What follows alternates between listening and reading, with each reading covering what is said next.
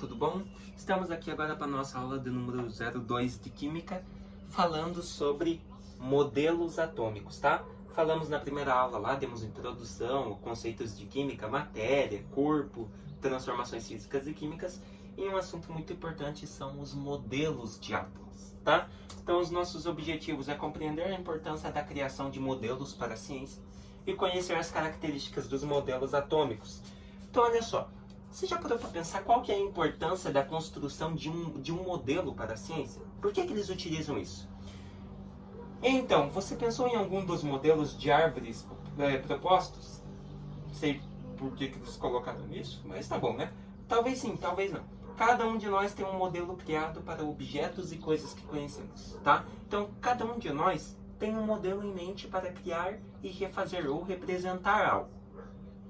Para a ciência não é diferente. Os cientistas constroem modelos para explicar algo que estão pesquisando, mas que não conseguem explicar. Por isso eles só fazem modelos e linha temporal, que nem estava no nosso título. Ou seja, um modelo pode ser quebrado por outro que foi mais aceito, ou faz mais sentido. Que foi o que aconteceu com os modelos atômicos.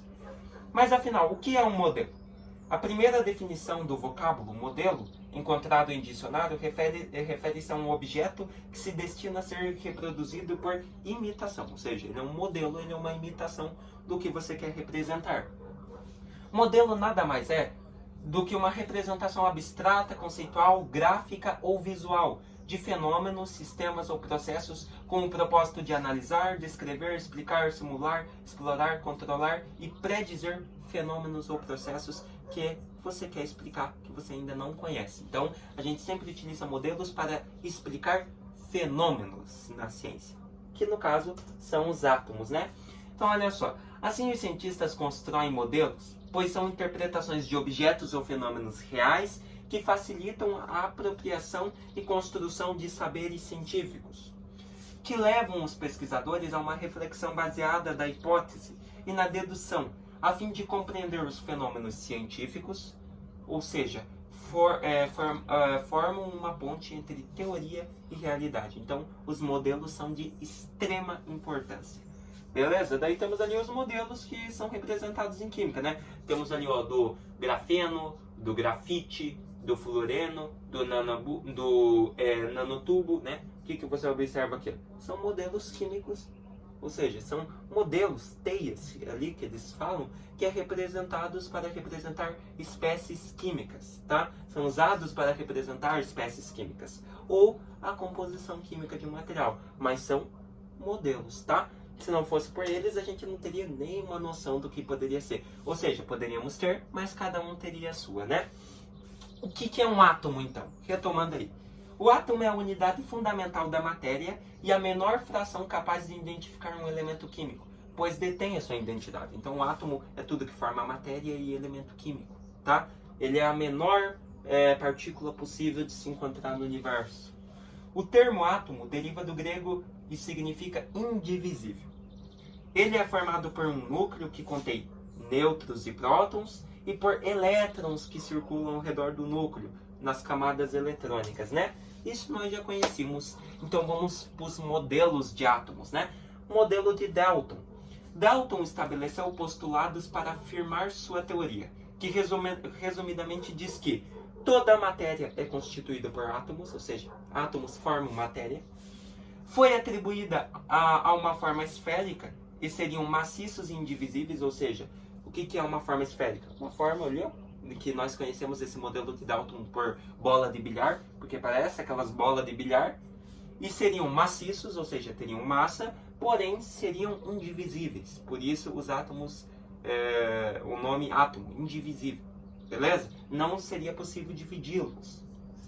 Um grupo de átomos que possui propriedades iguais forma um elemento químico que apresenta diferentes propriedades físicas e químicas em relação a todos os demais elementos. E a formação de materiais se dá a partir da união de átomos diferentes, originando assim moléculas, que ele chama de átomos compostos, os quais não surgem ou desaparecem, apenas se reorganizam quando submetidos a uma reação química. Então esse foi os postulados de Dalton. Mas o principal que você deve saber é isso, é o modelo que ele utilizou. O modelo bola de bilhar. Ou seja, forma esférica, seriam maciços, teriam massa, geralmente densa, que ele falava, aquela massa meio densa, e seriam indivisíveis.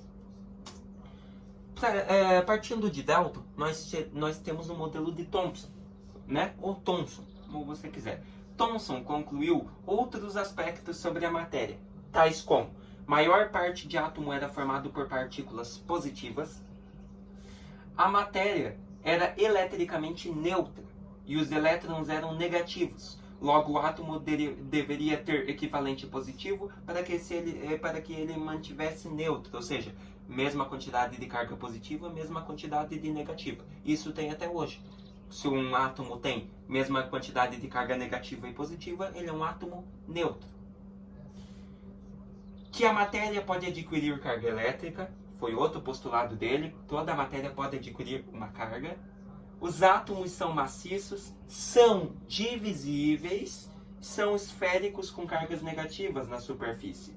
Então, olha só, o modelo atômico proposto por Thomson é um pouquinho fora do atual, né? Ele também dizia que era em forma esférica, porém, você observa que as cargas positivas e negativas no modelo dele estavam todas juntas ali no átomo. Ou seja, é o famoso pudim de ameixa que nós chamamos, né? O famoso modelo pudim de ameixa, ou seja, cargas positivas e negativas estão juntas. Beleza? E daí temos aí o modelo de Rutherford. O modelo atômico de Rutherford apresenta como principais características um núcleo positivo e uma eletrosfera negativa.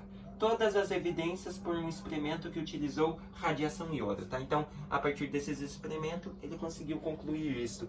Então, esse é o modelo de Rutherford. Já é um pouquinho, é basicamente o atual, só que ele foi um pouco aperfeiçoado por Bohr, né? Mas nós já vamos ver. Então, o modelo de Rutherford é o atual, né? Ó, o núcleo só tem cargas positivas e os nêutrons, né? E ao redor dele está a eletrosfera junto com os elétrons, beleza? E daí nós temos o modelo de Bohr. Olha só, partindo da teoria de Thomson, isto é, o gás emite luz quando submetido a uma corrente elétrica, raios catódicos, e a teoria proposta por Rutherford, ou seja, os elétrons descrevem uma órbita circular ao redor de um núcleo pequeno e denso. Para elaborar sua teoria sobre a natureza dos elétrons, na qual deduziu que os elétrons em seus átomos absorvem energia elétrica e depois emitem na forma de luz, ou seja, os átomos possuem um conjunto de energia acessível para seus elétrons, ou seja, o átomo proporciona energia para os elétrons. Isto é, a energia do elétron em um átomo é quantizada, ou seja, tem uma quantidade e é o átomo que dá a ele essa quantidade. Tempos depois, esse conjunto de energia foi determinado por níveis de energia. Aí entra a teoria de Bohr. Os postulados propostos por Bohr são: os elétrons percorrem órbita circular ao redor do núcleo, denominadas órbitas estacionárias. Então, esse é o nome. Os elétrons não absorvem nem emitem energia ao descreverem uma órbita estacionária. Beleza?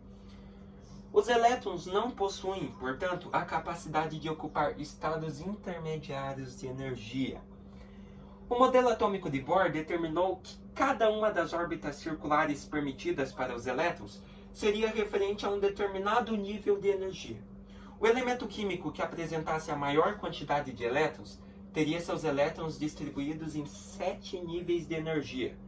Ali, ó, temos o nível 1, o nível 2, o nível 3, o nível 4, o nível 5, o nível 6 e o nível 7. Então são 7 camadas, são 7 eletrosferas em que os elétrons podem estar.